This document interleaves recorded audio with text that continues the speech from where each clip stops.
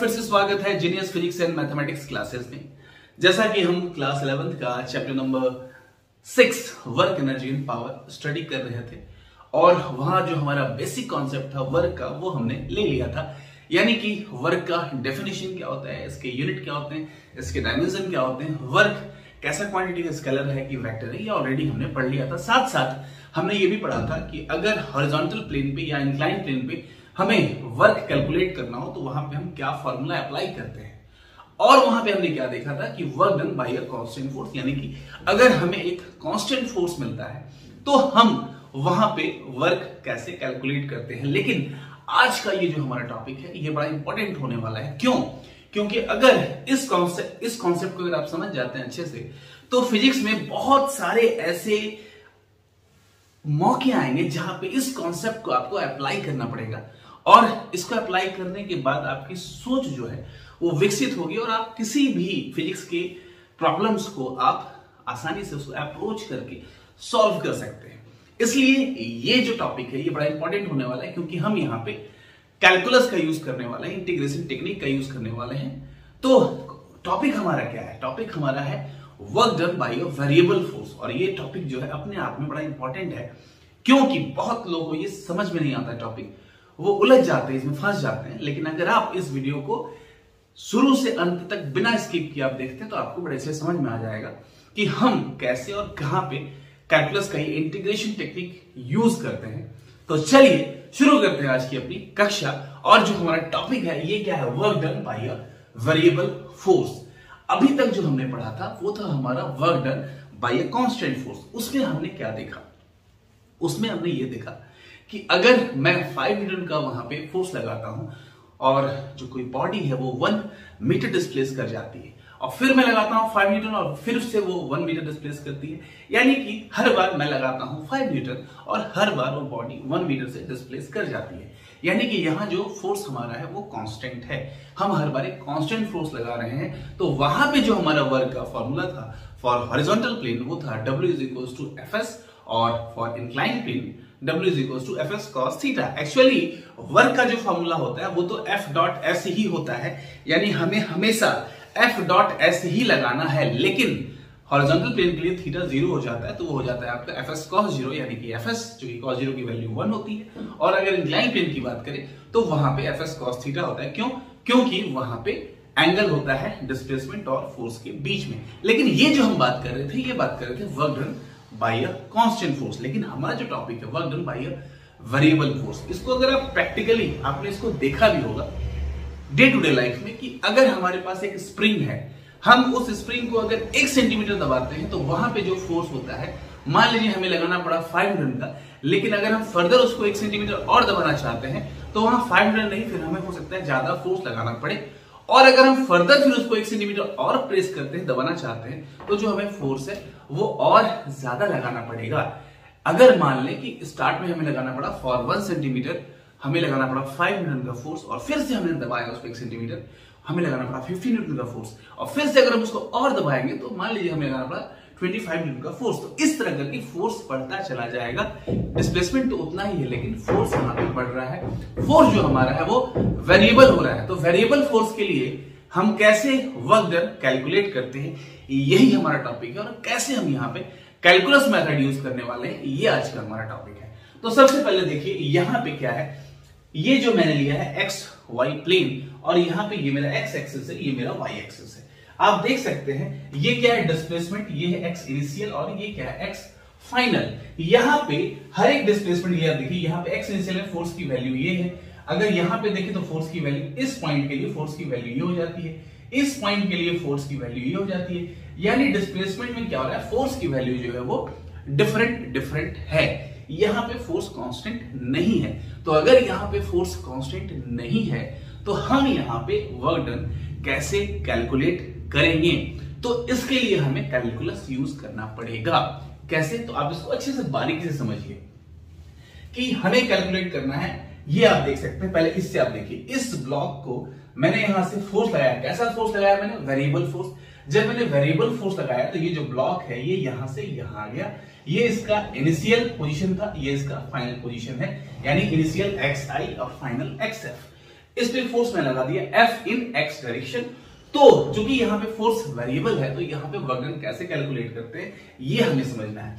इसके लिए हम क्या करते हैं कि ये जो हमारा है ना एरिया अंडर द कर्व, ये आपको कर्व दिख रहा होगा, मान लीजिए A है और ये B है, तो area under the curve A B XF XI ये हमें क्या देगा, टोटल वर्क डन। लेकिन हम कैसे कैलकुलेट करेंगे, इसका एरिया ही कैसे निकालेंगे, क्योंकि ये जो फिगर है ये ना तो रेक्टेंगल है, एक इरेगुलर फिगर है, तो हम यहाँ पे कैसे वर्क डन कैलकुलेट करेंगे।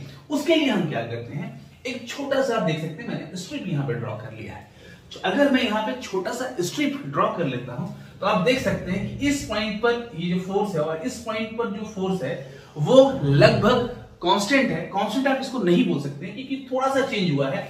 यहाँ पे फोर्स इस पॉइंट पे ये है जबकि यहाँ पे फोर्स ये है, यानी जो चेंज है फोर्स में बड़ा थोड़ा सा है, बड़ा स्मॉल चेंज है, इसलिए हम उसको नेगलेक्ट कर सकते हैं, हम उसको कांस्टेंट मान सकते हैं। तो इस छोटे से डिस्प्लेसमेंट dx, आप ये बोलेंगे कितना ये डिस्प्लेसमेंट कितना छोटा है, तो आंसर ये है कि आप जितना छोटा सोच सकते हैं उससे भी छोटा आप सोच लीजिए, उतना छोटा ये डिस्प्लेसमेंट है। और अगर ये छोटा सा डिस्प्लेसमेंट है तो हम मान सकते हैं कि यहाँ पे जो फोर्स है वो कांस्टेंट है, और अगर फोर्स कांस्टेंट है तो वहां पे जो हमारा वर्क डन होगा वो भी बड़ा छोटा सा वर्क डन होगा। क्यों? क्योंकि हमने फोर्स तो लगाया है लेकिन डिस्प्लेसमेंट बहुत छोटा सा हुआ। कितना छोटा?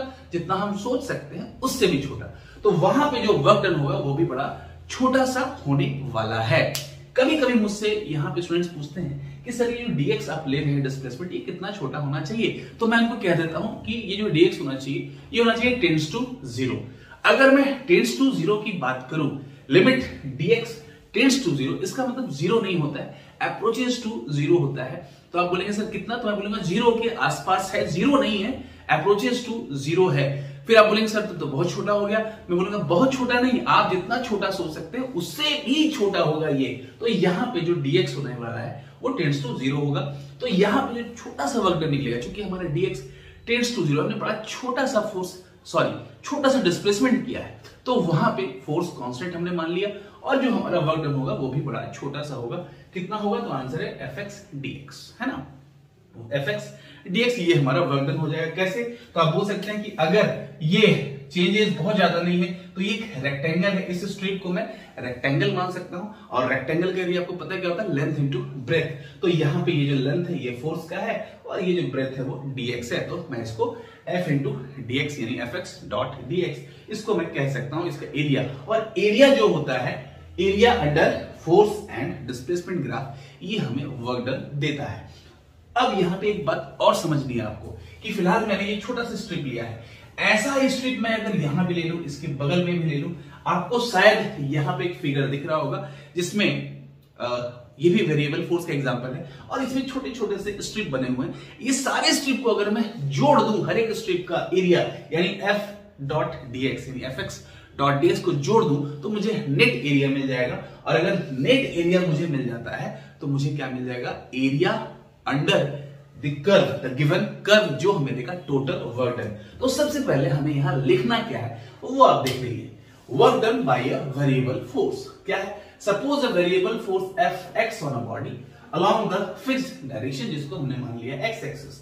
The magnitude of the force F depends on x। यहां पे आप देख सकते हैं कि जो फोर्स का मैग्नीट्यूड है, यहाँ पे ये फोर्स यहाँ इतना कम है, यहाँ पे फोर्स थोड़ा सा बढ़ गया, यहाँ पे फोर्स और बढ़ गया, यहाँ पे और, यहाँ पे और। तो जैसे जैसे डिस्प्लेसमेंट बढ़ रहा है वैसे वैसे फोर्स की वैल्यू वेरिएबल होती जा रही है, बढ़ती जा रही है।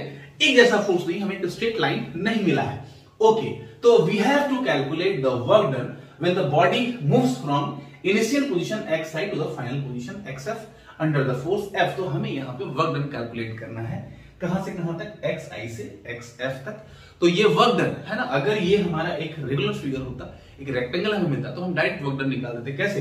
f इंटू टोटल डिस्प्लेसमेंट से मल्टीप्लाई करके। लेकिन यहाँ पे जो फिगर है ये नॉन यूनिफॉर्म है, यूनिफॉर्म फिगर नहीं है, यानी रेगुलर फिगर नहीं, इरेगुलर फिगर है। तो हम यहाँ पे कैलकुलस मेथड का यूज करते हैं। तो for this the displacement can be divided into a large number of small equal displacements dx and the force can be assumed to be constant. तो हम क्या करते हैं, पहले यहां मैंने इसको डिवाइड कर लिया एक छोटे से स्ट्रिप में, इसके बगल में एक और मैं स्ट्रिप ले सकता हूं, इसके बगल में ये एक और स्ट्रिप ले सकता हूं, इसकी भी कितनी होगी, dx है ना, इसके बगल में मैं एक और स्ट्रिप ले सकता हूं। तो इस तरह करके मैं यहां से लेकर अगर यहां तक इसको टोटल बहुत सारे स्ट्रिप्स में डिवाइड कर दूं, कितने स्ट्रिप्स में, कितने, तो आपको मैं कहूंगा कि जितना आप ज्यादा स्ट्रिप सोच सकते हैं उससे भी ज्यादा, यानी कि ये जो dx होना चाहिए बड़ा छोटा होना चाहिए, टेंड्स टू 0 होना चाहिए।